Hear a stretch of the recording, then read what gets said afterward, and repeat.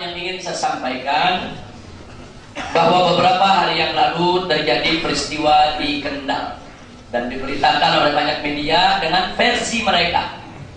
Diberitakan oleh media dengan versi mereka. Nah, kami dari Front Pembela Islam sudah membentuk tim investigasi DPP FPI untuk melakukan investigasi agar bisa mengetahui apa yang sebenarnya terjadi. Itu yang pertama.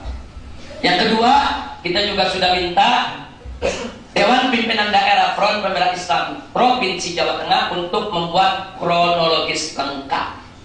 Yang mana kronologis itu dikirim ke DPP FPI juga mesti dikirim ke berbagai media. Nah, tapi tidak satupun media yang sudi untuk memuatnya. Nah, sebab kalau itu dimuat, kepentingan media, kepentingan pribadi media untuk memojokkan FPI itu menjadi tidak terwujud, saudara. Ini permainan media yang luar biasa. Tapi nggak apa-apa, walaupun tidak dimuat, yang penting mereka sudah laksanakan prosedur untuk membuat kronologis sebagai bentuk klarifikasi. Saya tidak akan cerita panjang lebar. Pandangan media sangat-sangat negatif sekali. Tapi yang menarik, barusan datang tamu kita, ini Kiai Haji Abdul Aziz. Beliau salah satu pimpinan Jamaah Tabligh yang ada di Jawa Tengah. Bukan dari FPI, Jamaah Tabligh. Nah, barusan beliau menyampaikan salam buat antum semua. Dan beliau minta maaf harus segera ke bandara airport karena pesawat beliau jam 9. Nah, sebetulnya kedatangan beliau ini saya sendiri tadi tidak paham untuk apa. Barusan beliau bicara, beliau menyampaikan bahwa peristiwa Jawa Tengah, tolong DPP FPI jangan mudah menyalahkan FPI Jawa Tengah. Karena kata beliau tahu persis apa yang terjadi. Nah, beliau tahu persis kalau FPI itu sudah mengikuti prosedur yang ada. Nah, dan beliau juga sudah ikut turun mendatangi semua instansi pemerintah yang ada di Jawa Tengah untuk mengklarifikasi, menjelaskan apa yang sebenarnya terjadi. Intinya, Kiai Haji Abdul Aziz yang baru saja meninggalkan tempat barusan menyatakan murni bahwa peristiwa Jawa Tengah adalah FPI lawan preman pelacuran, bukan melawan masyarakat. Ini jadi menarik ini. Ada media memberitakan FPI lawan warga. Ada kiai dari Jamaah Tabligh, bukan dari FPI, saudara. Jauh-jauh datang dari Semarang kemari hanya khawatir nanti DPP salah paham dengan DPD, mengambil langkah-langkah tindakan-tindakan administratif. Karena betul, DPP membentuk tim investigasi. Kalau hasil investigasi kami menyatakan ternyata DPD FPI salah, tidak menjalankan sesuai prosedur, kita akan mengambil tindakan. Mulai dari peringatan, pembekuan, sampai kepada pembubaran, ya, saudara. Itu sudah aturan standar di FPI. Tapi kalau ternyata mereka sudah mengikuti standar, sudah bagus, FPI sepenuhnya akan mendukung apa yang mereka lakukan. Nah, untuk itu kami menunggu putusan daripada tim investigasi.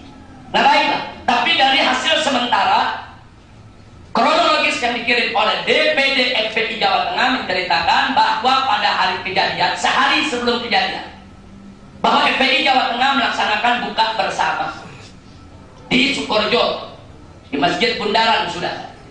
Nah, berdatanganlah FPI dari berbagai tempat ke tempat tersebut. Di antaranya ada satu rombongan terdiri dari 20 laskar FPI yang menuju ke lokasi melewati tempat pelacuran. Ternyata tempat pelacuran itu buka siang bulan Ramadan. Padahal masyarakat di sekitar itu sudah lapor aparat, sudah lapor pemerintah, dan bahkan sudah minta bantuan FPI untuk menutup, saudara.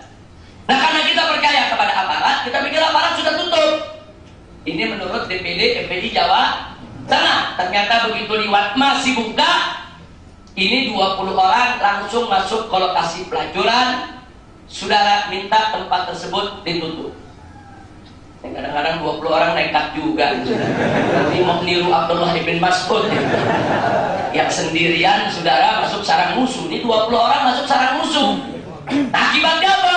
20 orang ini dikejar-kejar oleh preman yang ada di lokasi. Nah, ini jadi supaya kita tahu, saudara. Nah, akhirnya 20 orang ini sebagian luka, menyelamatkan diri, ikut buka bersama, tapi besoknya datang lagi saudara. Kali ini datang dengan lebih besar lagi, 26 orang. Bukan 2000 orang, 26 orang. Tapi kali ini datang dengan Kapolres. Artinya melapor ke Kapolres minta ditutup, Kapolres juga turun di lapangan. Minta ditutup. Saudara, tidak ada bawa senjata, bukan bawa berat. Setelah nonton, diskusi di lapangan, akhirnya ditutup oleh Kapolres, saudara. Selesai ditutup, 26 orang ini balik. Ternyata baru balik beberapa ratus meter, mereka sudah dikepung oleh ratusan preman dengan berbagai macam senjata tajam. Salah satu mobil sewaan. Supirnya panik, karena bukan laskar FPI, orang lain. Panik, tancap gas. 7 orang ditubruk, sudah. Nah, akhirnya 7 luka, bawa ke rumah sakit, yang 1 meninggal dunia. Preman pun langsung memprovokasi masyarakat bahwa FPI membunuh warga. Nah, ini yang terjadi. Nah, akhirnya mobil-mobil FPI dihancurkan, dirusak, 26 orang melakukan perlawanan, mereka luka, tapi mereka berhasil menyelamatkan diri ke masjid terdekat, bertahan, sampai akhirnya mereka dievakuasi oleh polisi, dan kemudian mereka ditahan sementara oleh polisi, diperiksa sepanjang malam. Akhirnya yang 23 orang dilepas, karena tidak ada kesalahan apapun. Yang 3 orang ditahan. Yang 1 yang ditahan itu, ya supir yang nabrak. Jadi pasalnya bukan pasal perang, pasal kecelakaan lalu lintas. Yang 2 lagi ditahan karena kedapatan membawa senjata. Walaupun kecil, namanya tetap senjata, saudara. Senjata tajam. Nah, padahal FPI kemana-mana memang sudah tidak diizinkan untuk membawa senjata. Tapi karena yang 2 ini kedapatan bawa, yang kedua ditahan. Jadi mereka bertiga masih ditahan sampai saat ini, yang lain sudah pulang. Nah, sebetulnya peristiwanya hanya sebatas itu. Tapi sekarang kita lihat di televisi, FPI lawan warga, warga ngamuk, bakar mobil FPI, menghantam 26 laskar FPI. FPI dibenci oleh masyarakat. Tidak satu pun televisi menayangkan bagaimana ratusan preman membawa senjata tajam. Ada? Nggak ada. Jadi laskar FPI yang datang yang nutup tempat pelacuran salah, radikal, ekstrim. Tapi preman ratusan yang bawa senjata tajam nggak apa-apa. Jadi dari sini kita sudah bisa tahu bagaimana dan setingkat apa kelas daripada media kita, saudara. Sebetulnya televisi kita kelasnya sebagaimana sih? Kelas murahan. Media-media kita yang katanya besar-besar itu, saudara, kelas murahan, tidak profesional dan tidak proporsional. Karena media-media tadi punya kepentingan, para wartawan ini hanya membuat senang bos-bosnya yang punya kepentingan, tidak lebih. Makanya jangan salahkan saya kalau sudah lama saya menolak kedatangan wartawan untuk wawancara secara khusus. Saya tolak. Saya tidak pernah terima lagi wartawan sampai hari ini, kecuali kalau wartawan itu berhasil menjegat saya pada event-event tertentu. Kita lagi ke DPR, keluar, kemudian dijegat pada wartawan, 1-2 pertanyaan, masih kita layani. Di luar itu tidak, sudah. Karena percuma, kita bicara 1 jam yang dimuat 5 menit. Kita bicara 2 kalimat dipotong yang dimuat sepertiga kalimat, sudah. Nah, intinya apa? Mereka hanya mencari peluang untuk memojokkan kita. Nah, karena itu saya tidak peduli dengan itu semua. Tim investigasi kita tetap kerja.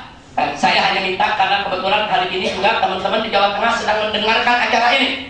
Kita minta kepada DPD FPI Jawa Tengah untuk tetap wajib melakukan evaluasi, introspeksi diri. Mungkin jangan-jangan ada kesalahan, apakah di administrasi, apa di prosedur, atau salah strategi, saudara.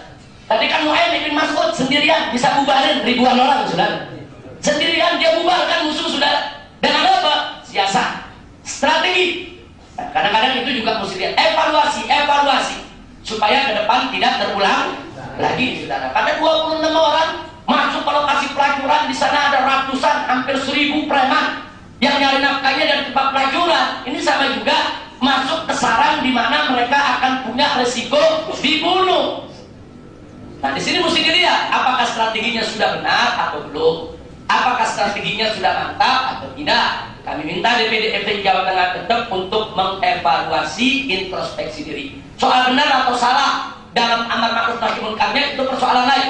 Itu nanti DPP FPI yang akan melakukan penilaian. Kalau mereka benar, akan kita dukung benarnya. Kalau mereka salah, pasti akan ada sanksi. Mulai dari peringatan sampai pembekuan sampai pembubaran, saudara. Mudah-mudahan mereka tidak punya kesalahan di dalam pelanggaran daripada ADART FPI. Amin ya rabbal alamin. Nah, kemudian masih soal Kendal. Dengan adanya tempat pelacuran yang buka di siang hari bulan Ramadan, berarti pemerintah di Jawa Tengah nggak kerja. Berarti kepolisian setempat tidak kerja. Padahal Bapak Kapolri Jenderal Timur Pradopo sebelum Ramadan sudah memberikan arahan kepada seluruh Kapolda di seluruh provinsi di Indonesia untuk secara proaktif mengamankan dan menjaga kemuliaan bulan Ramadan, untuk secara proaktif memerangi segala bentuk penyakit masyarakat. Kalau bahasa polisi, penyakit masyarakat, disingkat PAKA. Apa itu penyakit masyarakat? Pelacuran, perjudian, minuman keras. Kalau bahasa kita adalah maksiat. Sudah diamanatkan oleh Kapolri. Jadi semua tempat maksiat itu disikapi, ditindak. Jangan mengganggu ketenangan umat Islam untuk berpuasa. Berarti arahan Kapolri sudah bagus belum? Sudah bagus, sudah. Nah, sekarang kita meminta pertanggungjawabannya. Bagaimana Kapolda di Jawa Tengah? Kalau Kapoldanya sudah memberikan arahan kepada Kapolres, berarti kita minta pertanggungjawaban Kapolres di Kendal. Apa yang kau sudah kerjakan? Kok ada tempat pelacuran? Saudara, ada perempuan-perempuan menjajakan diri siang bulan hari Ramadan. Kendal itu mayoritas Muslim, daerah Muslim. Nah, ini jadi persoalan. Nah, apakah hal semacam ini disoroti oleh televisi? Yang disorot cuma FPI. Udah FPI jadi korban disorot tadi sudah. Udah disorot dijelekin. Kenapa mereka tidak angkat bahwa Polda Jawa Tengah atau Polres Jawa Tengah membiarkan tempat maksiat buka di siang hari bulan Ramadan? Kenapa tidak mereka kritik Pemda di sana yang tidak membuat nyaman dan aman umat Islam yang berpuasa, yaitu di Kendal? Kenapa mereka tidak kritik preman-preman tempat maksiat yang tetap buka, tidak menghormati umat Islam yang sedang berpuasa di bulan Ramadan? Kenapa mereka tidak kritik preman-preman yang membawa senjata tajam? Dan kenapa polisi tidak tangkap mereka? Justru FPI 26 yang ditangkap. Kenapa? Nah, ini menjadi kritik kita, dan ini bagian akan kita investigasi, saudara. Nah, itu saja. Bagi mereka yang mau tahu lebih jauh, silakan buka website FPI, www.fpi.org.id. Nah, kalau ada wartawan protes, Habib kalau begini menghalangi informasi, kalau nggak mau diwawancarai berarti Habib ini menyembunyikan informasi dari wartawan. Saya tidak pernah menyembunyikan informasi. Anda mau informasi, buka website FPI, selesai. Kalau wartawan bisa buka website FPI, di sana kan ada pernyataan daripada pimpinan-pimpinan FPI. Silakan mereka kutip kalau mereka mau kutip. Kalau mereka tidak mau kutip, saya juga nggak mikirin kok, masa bodoh. Betul? Jadi kita jangan bergantunglah kepada wartawan-wartawan yang suka memusuhi umat Islam, sudah.